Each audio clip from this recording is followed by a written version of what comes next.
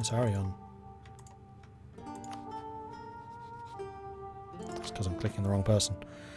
I meant to do this. So we've got Calais the First Sylvain. He's only 21. So yeah, this guy only just came into power. And he managed to take the Emperor slot again. Meanwhile, we have another battle down here. 125,000 of the Krynvar and Phoenix Empire versus 77,000 of Arboran. Both sides do have some pretty hefty reinforcements available. We've got Karuvia and Arboran sending in a couple more to bolster their numbers, although it does look like the Phoenix Empire is getting the worst of this battle so far. Both sides, interestingly, have a bit of a mixed back line. They do not have a full set of artillery, although it does look like the Phoenix Empire's artillery front seems to be a bit better. We've got 125% discipline against 105%, 4.2 morale against 5.3. So the Arboran side has more morale, but the Krynvar has got more discipline. However, the front line's not doing so well. We've got some artillery moving into the front line where they are just going to get absolutely demolished by their opponents, because artillery in the front line take double damage. They also do double damage, but they take double damage.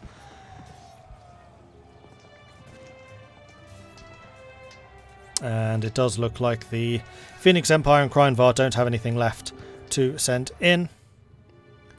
And they are backing off again. Ah, yes. One thing I did want to check with Soljalast is governing capacity, because they are not allowed to go over the governing capacity limit. And they have actually timed this extremely well. I would imagine by getting some of the governing capacity limits from their institutions.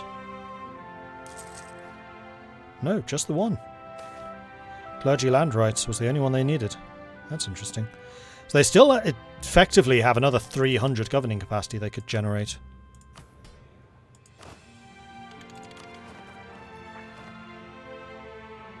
Government rank is helping. The reform administrative divisions is helping. And then the clergy land rights. And then they have a 25% boost from free subjects and centralization. Interesting. Meanwhile, taking a look over here, we've got our battle between the Vajranar and the Phoenix Empire. It does look like Phoenix Empire is going to win this. 4 morale against 3.5, 125 discipline against 100. And I think this was a good idea in theory, but Vanra being so slow to join their allies up here, I think is what's going to doom them in this expedition.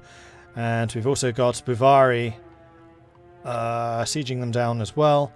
Amtrim, I'm guessing, is one of their vassals. It is. And it looks like this might actually be a very, very bad time for Anra. And they are on -1 stability. They don't have any debt. You're not bankrupt, are you? No. Yes, you are. Oops. For another year. That's probably why they're not fighting. Why the hell did you declare this? You declared war on one of the global superpowers while bankrupt. Okay. Sure. I have a feeling someone's going to be it's going to be... Oh, what's the word? Reflecting on their past life choices.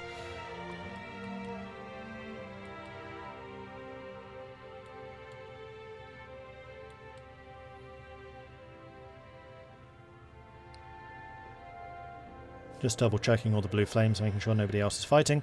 Doesn't look like it at the moment. So how is the balance of power looking? So we've got Soljasit in first place, and they will be for quite some time. Phoenix Empire now second. Ebethil in third. Boiscarvo in fourth. Rubenair in fifth. Jordland in sixth. Durgathion in seventh. And then Bjornrik in eighth. So Soljasit there. Phoenix is there. Ebethil here. Boiscarvo here. Rubenair here, Jordland here, Durkatheon here, and then Bjornrik up here. So all of them, I would say, except for Ebethil and Soljasit and Phoenix Empire, are colonial. Sorry, Rubenair, not Ebethil.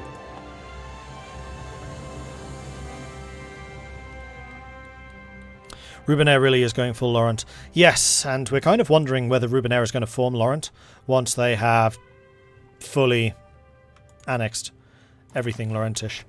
What is their mission tree like? They've been completing a fair old chunk of it. Rubinair Red, best in the world.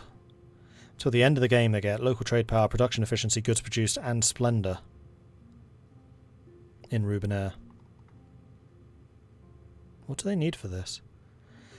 Sabotage the competition. They need to have at least 150 ducats, they need to own Madelair. Interesting. Then they need to take Akramton and Dame's Cross. Which I think is going towards Wesdam.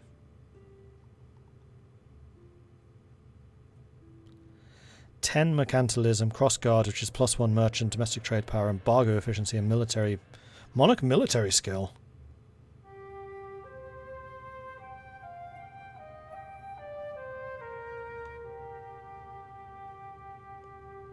Oh, but that needs them to go up. No, it doesn't. They don't need to do the small country bits for that.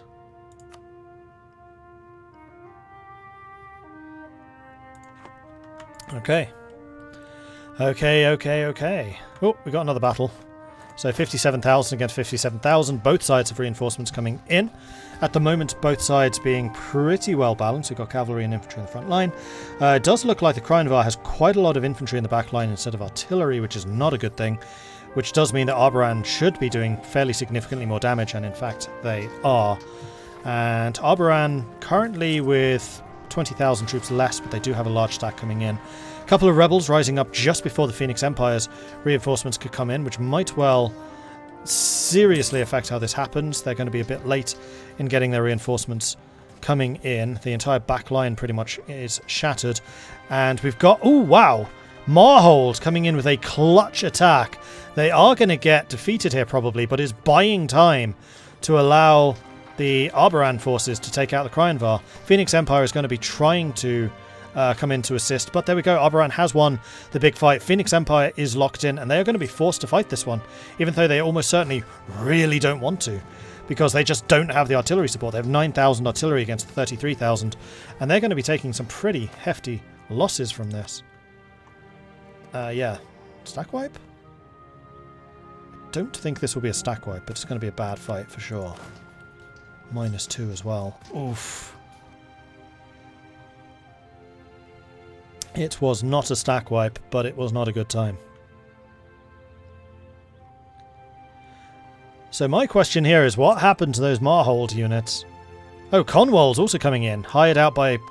Conwell hired by Geberd. Now that's an interesting thing. So Marhold's army is over here. So they've just condottieried out a lot of troops, which they were sending into the fights. We've got another Arboran attack on Krynvar going on at the moment, 94,000 against 22,000. And Krynvar, I think, just doesn't have anything going for them at the moment. Krynvar with a couple of units still retreating. Vinbor, I think they're still... yeah, they're going to one of the other glades. And then those guys sent packing. Oh no, moving just adjacent. That's terrible. Always click on a fort when you're trying to retreat. Always. Always. I think that's going to be 2 mercenary units stack wiped here. Especially this one. Although they are doing a fair amount of damage, which is kind of remarkable. Not anymore, they're not. Oh no, they're running just one tile again! What are you doing? You've got to be doing this yourselves. You as well. Are you trying to merge these guys together? Because it's not working. Stack wipe, and that's also going to be a stack wipe this time.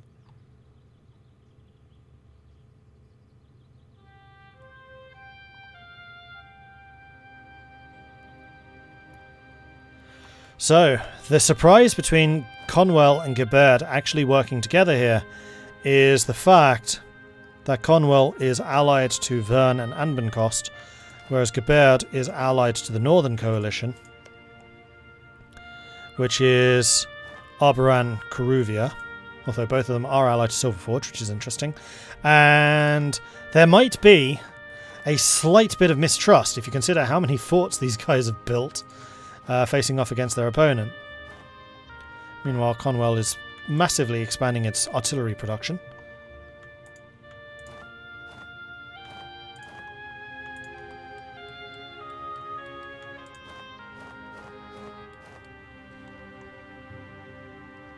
Does Kryenvar have anything left? Not really. Kryenvar's pretty much dead. However, we have got some major battles going on. We have got the Vernman conquest of Jardelm, which is Vern, Neckliffe versus Rezenkand and Durgatheon.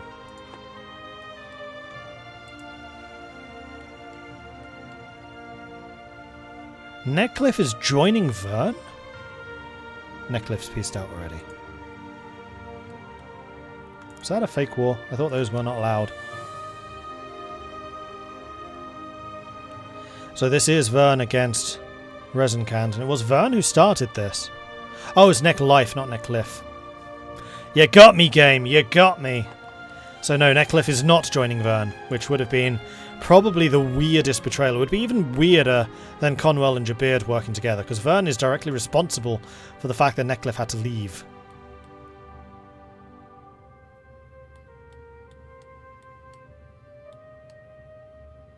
Vern betrayed somebody. Quelle surprise.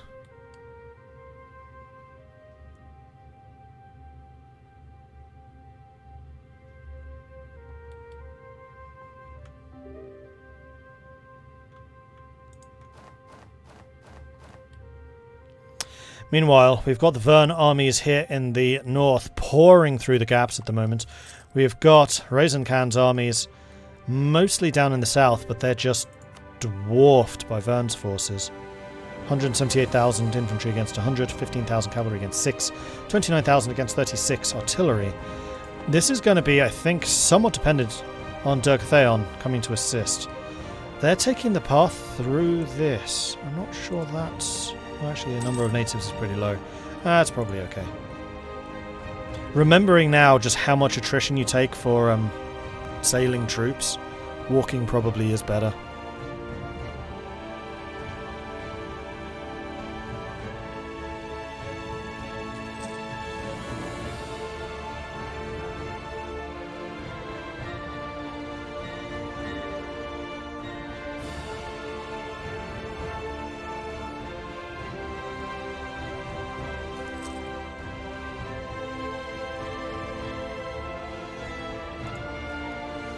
Rezenkand currently talking about the fact that Vern and he had an agreement, which Vern clearly didn't keep.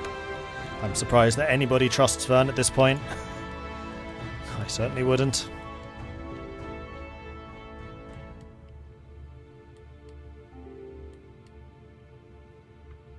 Yep, it's the playstyle that him and that guy have. Those are the two players I absolutely would not trust.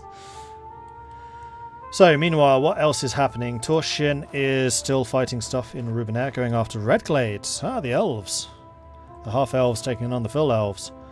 Then we've got Oslam Asdir going against Frozenmoor still. That battle is still ongoing. Although it actually looks like Frozenmoor is getting the upper hand here. What has happened? Oh no! Oslam Asdir underestimating Frozenmoor.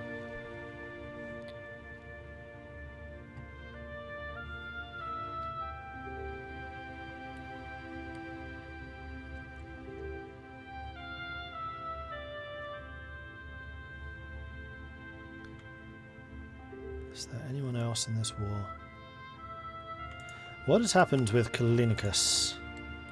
And the interesting decisions that were made here. So currently we have Bovari still marching through their lands. Bovari being these guys in the east.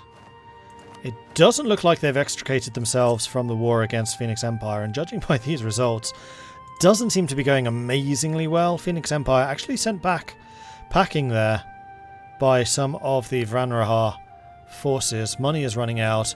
Manpower negligible. So I think the bankruptcy has now ended. Yes, the bankruptcy has now ended. So the Vanraha armies will actually be able to fight, but I strongly suspect this is too little too late. Especially as their entire coast is currently being blockaded. And then Adenica. Yes, Adenica with the big old war where they were being pretty heavily occupied. It does look like Arkmill has managed to restore the upper hand. Still having a lot of problems with rebels by the looks of things, although it does look like their armies are moving back to deal with it now. They are out of manpower. They are very low on manpower. Are they using mercenaries? I'm guessing this army is mercenary. Yes, it is.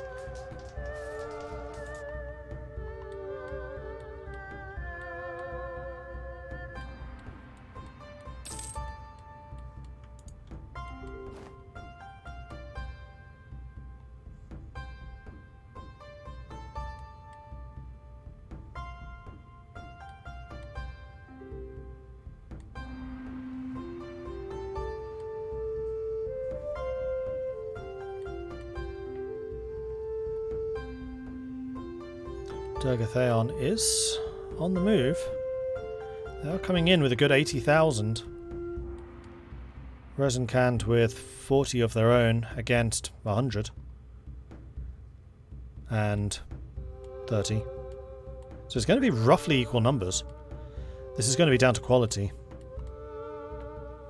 Durgathaon is building more troops. So Durgathaon, how is your military looking? You've got no combat modifiers. Your morale is 3.7, which is frankly quite low. And your military technology is on time, 12. We have our first battle. Oh no, those are against rebels.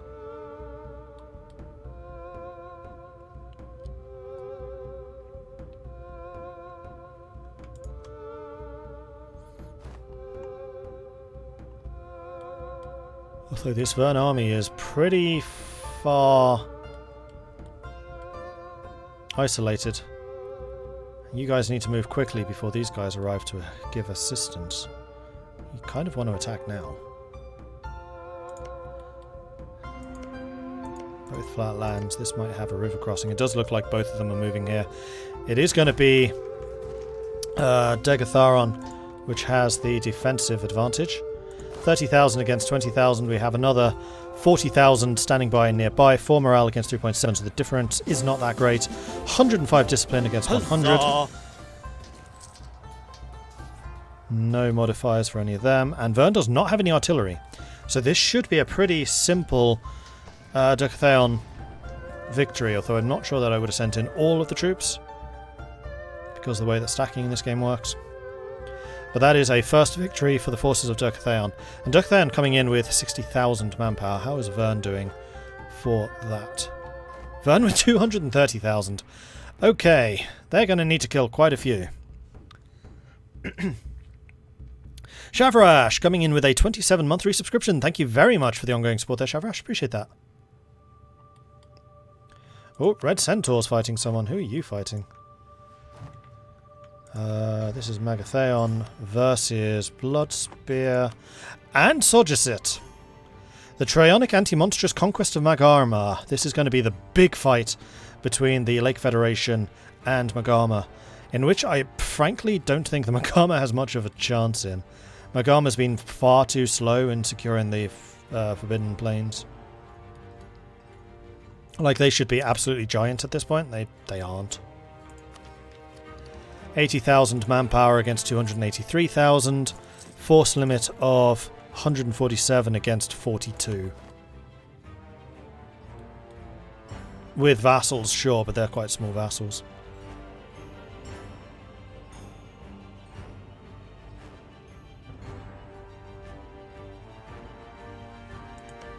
Technology? Good question. 12 versus 10. Oh no. This is not looking good for Magarma. I feel like this might well be the end of Magarma, actually. They just weren't able to grow quickly enough. They weren't aggressive enough. Really, for the Centaurs and the Ogres, you need to have somebody who is just ultra aggressive. And the Centaur player last time did a really good job of that. Although they did not have a Lake Federation to play against. I think that this is actually a really good rivalry to have going. It's just the Lake Federation managed to do their thing too quickly. And basically the entire world is at war now. Now, are there any other wars that we are not aware of? Conwell. Is Vern being attacked by multiple people? Aha! So Neckcliff and Yordland have joined the war against Vern. Neckcliff trying to get the restoration of their homeland. Small country coming in on Neckcliff's side, giving them assistance. We've got Conwell. Whose wars are you in? Conwell is on Vern's side. So is Rubenair.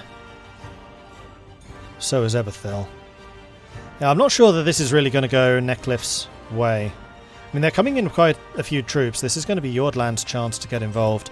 And really, what they kind of need to see happen here is have Boiscarvo coming in to put some extra pressure on the other colonies. And at the moment, Boiscarvo just does not seem to be doing that. You kind of need to have the unified New World nations against the corrupt Emperor.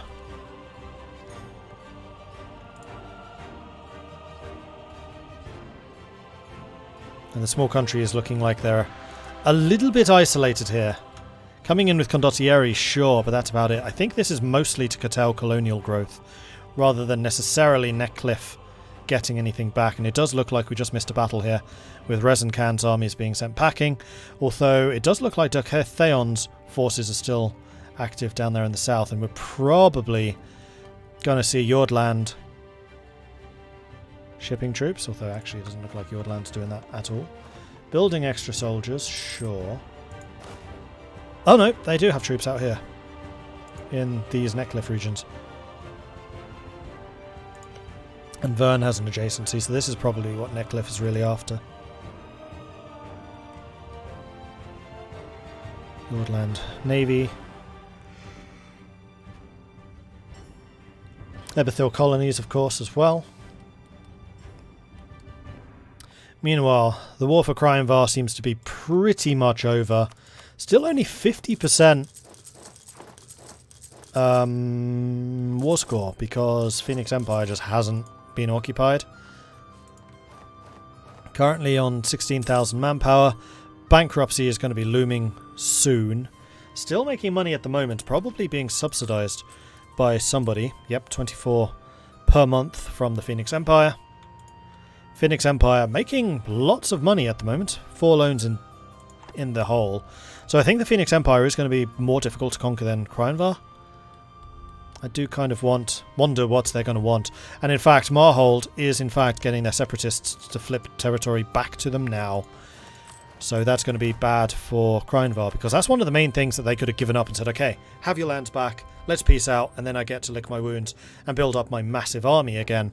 But they're just not being given the opportunity to do that.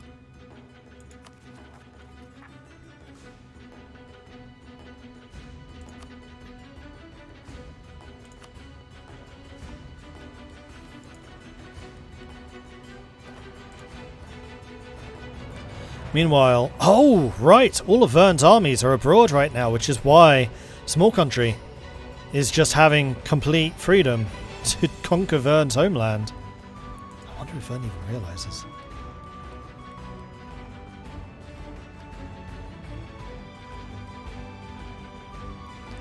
Meanwhile, Vern's armies are chasing Razin Khan. Razin Khan is probably trying to get down here to join up with Durgatheons.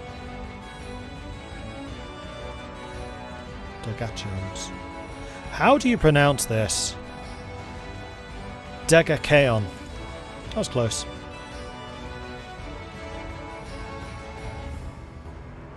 Are there any players that reformed Ameria? Not sure. I know there's no Wesdam, which is usually the one that would do that.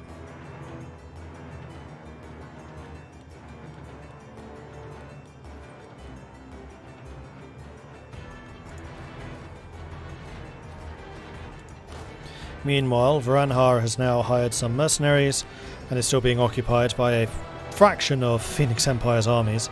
They have busted their way through one of the forts. They are still fighting against the Guvari army. Wait, this was a coalition war? Oh no. Yeah, it was. Bankrupt, coalition, and then declaring war on the world's #1 power at that time. Interesting choices. Very interesting choices. Brave, I believe, would be the term.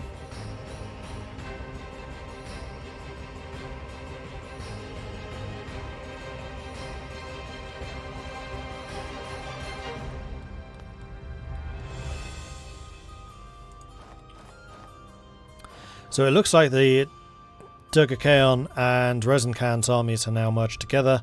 Vern sitting up here taking a bunch of attrition. Vern's second army coming in as well.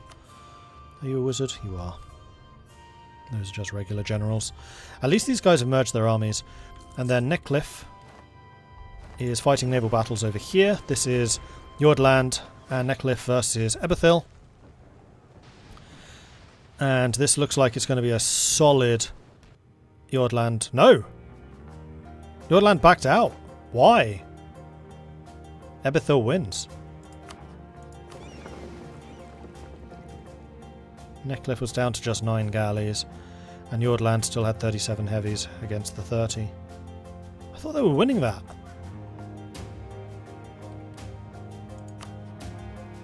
(543) Admiral versus a 314. Tech difference? Neckliffe's Diplotech is 12, Yordland's Diplotech is 12, and then Ebethil's Diplotech is 12, so they should be all equal.